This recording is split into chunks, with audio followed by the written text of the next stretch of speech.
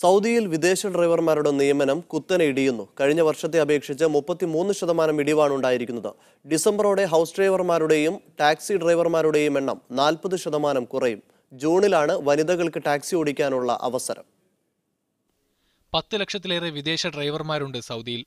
ഇതിൽ 2 ലക്ഷത്തോളം പേർ ഹൗസ് ഡ്രൈവർമാരാണ്. വനിതകൾക്ക് ഡ്രൈവിംഗിന് അനുമതി പ്രഖ്യാപിച്ചതോടെയാണ് പുതിയ ഡ്രൈവർമാരുടെ നിയമത്തിൽ ഇടിവുണ്ടായത്. ജൂൺ 24 മുതലാണ് വനിതകൾക്ക് ലൈസൻസ് അനുവദിച്ചു തുടങ്ങുക. കഴിഞ്ഞ വർഷത്തെ അപേക്ഷിച്ച് 33% നിയമത്തിലെ ഇടിവ്. ഡിസംബറോടെ നിയമനം 40% കുറയുമെന്നാണ് സാമ്പത്തിക മാധ്യമങ്ങളുടെ കണക്ക്. ഒരു ഹൗസ് ഡ്രൈവർക്ക് താമസവും ഭക്ഷണവും ശമ്പളവും ഉൾപ്പെടെ 5000 റിയാലാണ് പ്രതിമാസം സ്വദേശികൾ ചിലവഴിച്ചിരുന്നത്. ഡിമാൻഡ് കുറഞ്ഞതോടെ ഇത് 4500 റിയാലായി കുറഞ്ഞതായും റിക്രൂട്ടിംഗ് ഏജൻസികൾ പറയുന്നു. സ്ത്രീകൾക്ക് ഡ്രൈവിംഗ് അനുവദിച്ച സാഹചര്യത്തിൽ വനിതാ ടാക്സിയും നിലവിൽ വരും.